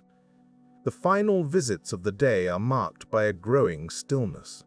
Each door that closes behind him signifies a small conclusion, a momentary pause in the ongoing narrative of illness and recovery. The doctor's mind, though attuned to the immediate tasks, occasionally drifts to thoughts of the broader tapestry of life that unfolds in cycles of health and hardship. As the last glimmers of daylight fade, the doctor's path leads him back through the streets, now shrouded in the gentle darkness of evening. The city, with its shuttered windows and silent thoroughfares, seems to exhale, settling into the tranquility that accompanies the close of day. It is a time of reflection, both for the city and for the solitary figure who walks its quiet ways. With each step, the doctor is reminded of the continuity of life, of the enduring presence of human resilience even in the face of adversity. The evening rounds serve as a quiet testament to the steady rhythm of duty, a reminder that even in the midst of uncertainty, there is a constancy to be found in the simple act of care. Returning at last to his quarters, the doctor carries with him the day's encounters, each visit a thread in the larger fabric of his work. The streets, now fully enveloped in the night, lie still, a silent witness to the passage of another day. In the quietude of evening, there is a sense of closure, a gentle acceptance that tomorrow will bring its own demands and its own opportunities for healing.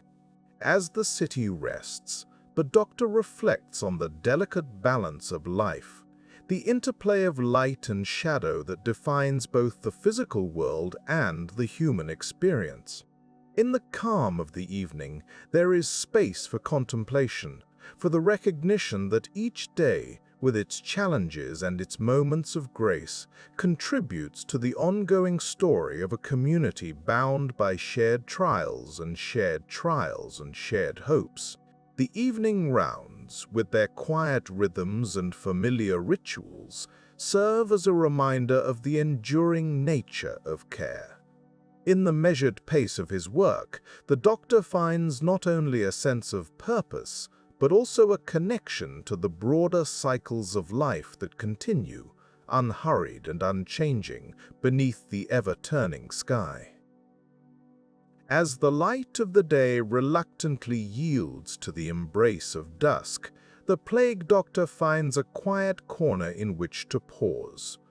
The air, having cooled with the fading sun, carries a hint of respite from the day's relentless demands. With a gentle sigh, the doctor acknowledges the moment, recognizing the subtle shift from the urgency of daylight to the calm of evening. In the muted glow of a candle, the doctor begins the methodical task of removing the day's armor. The mask, an unmistakable symbol of the role, is lifted away with care. It is a curious creation, this mask, with its long beak designed to hold fragrant herbs. These are believed to purify the air, transforming what is unseen into something less threatening. Each herb, chosen with intent, serves as a quiet reminder of the faith placed in nature's ability to protect and heal. With the mask set aside, the doctor turns attention to the coat. Stiff and waxed, it has shielded against more than just the elements. Layer by layer, the garments come away, revealing the person beneath. Each piece is handled with the attention it deserves, acknowledging its silent service throughout the day. The gloves, once protective barriers, are removed with deliberate movements, revealing hands that have touched the pulse of the city's struggle. The process of undressing is not rushed. It is a ritual of transition from the public face of duty to the private space of reflection. As each item is laid to rest, the doctor considers the encounters of the day. The faces of those visited remain vivid in the mind, a tapestry of human experience woven with threads of hope, fear, and resilience. The quiet interiors of their homes, marked by illness, linger in memory, each visit a story unto itself. Cleaning the equipment is a task approached with the same steady care. The mask is gently wiped, the herbs within inspected and renewed as needed. It is an act of maintenance, but also of preparation, ensuring that when the new day dawns, all is in readiness. The coat is checked for any sign of wear, its integrity crucial for the protection it offers. Each step is a small but significant gesture, reinforcing the commitment to continue to serve. As the physical remnants of the day are tended to, the mind wanders over the events that have unfolded. The doctor recalls the symptoms observed, the treatments prescribed, the quiet conversations with families. Each moment, each decision is part of a larger tapestry, one that stretches beyond the individual to encompass the community. There is a sense of purpose in this, a recognition of the role played in a wider narrative. The room itself, quiet and unassuming, offers a space for contemplation. It is here, in this solitude, that the doctor considers the balance between knowledge and action. With each passing day, understanding grows, shaped by the experiences encountered. Yet, there is an acceptance of the limits of this knowledge, an awareness that some questions remain unanswered, some mysteries unexplored. In the stillness, there is an opportunity to reflect on the personal cost of the work undertaken. The isolation felt, the distance maintained from others, is part of the burden carried.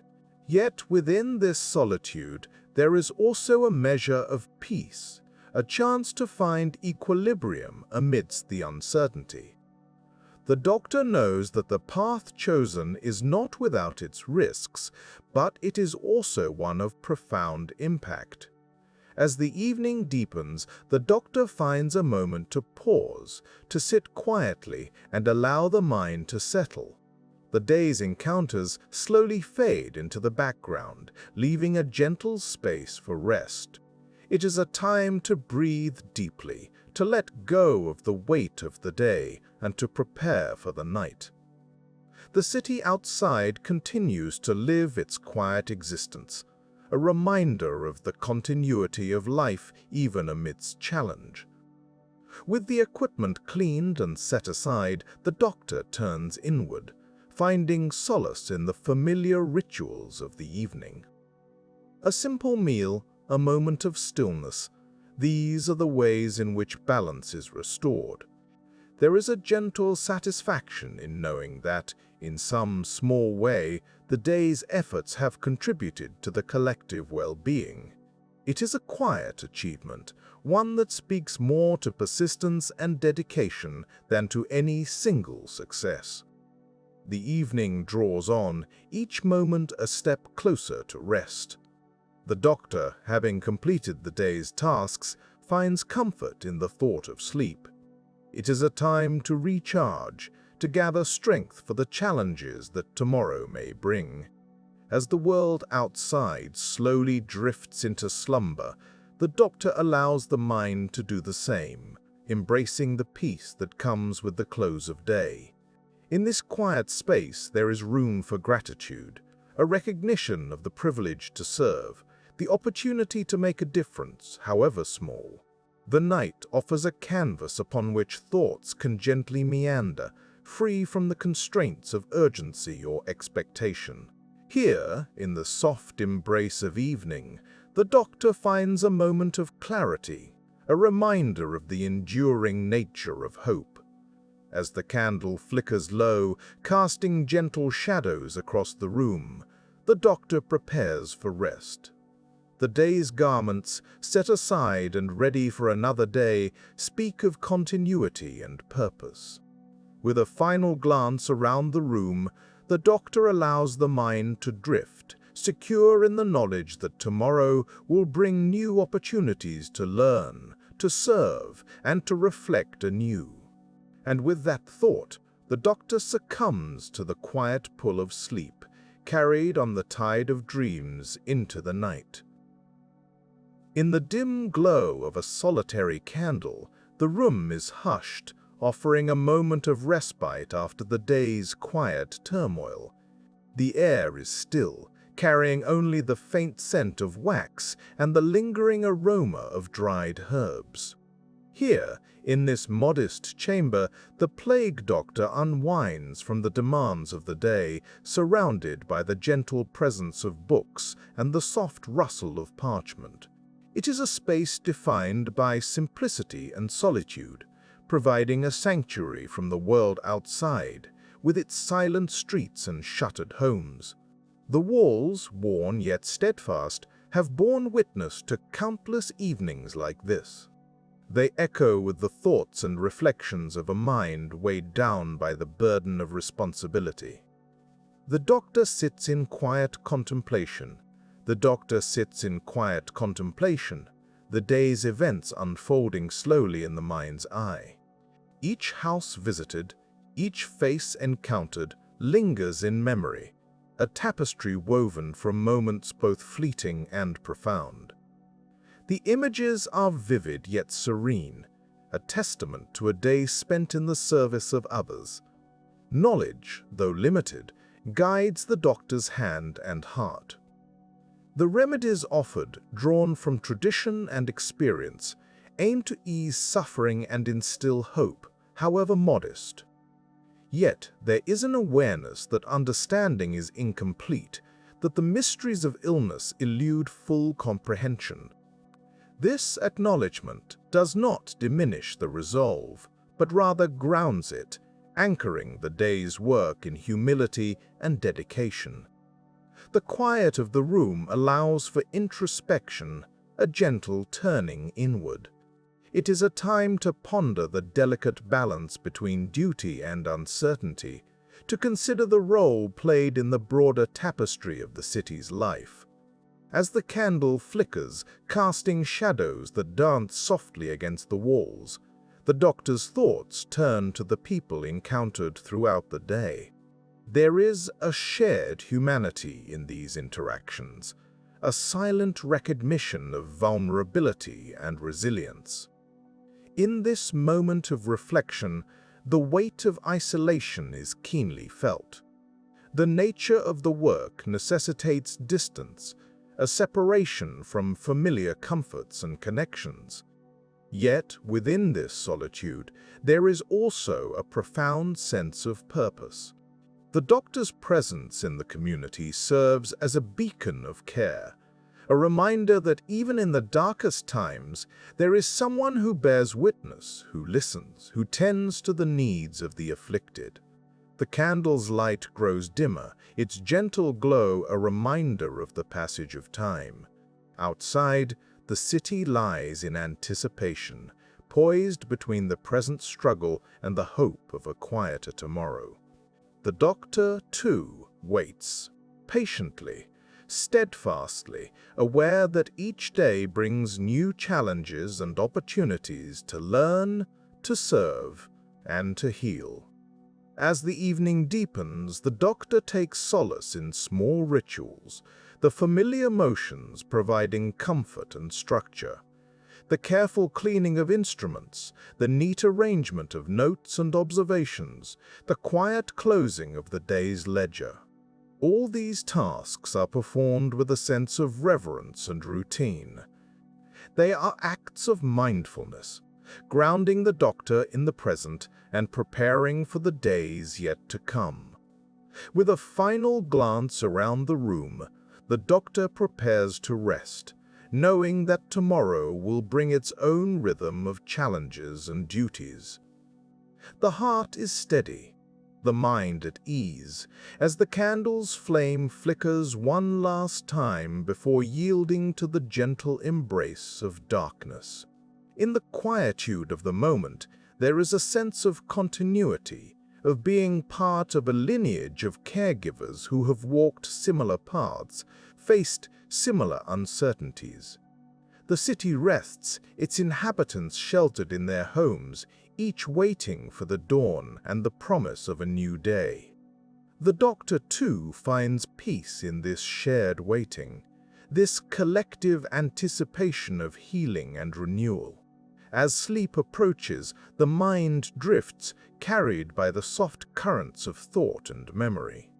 The day's encounters blend seamlessly with dreams, forming a tapestry that is both intricate and calming. In this space between wakefulness and slumber, the doctor finds solace in the knowledge that, despite the challenges, each effort, each small act of kindness, contributes to the gentle turning of the world towards balance and health.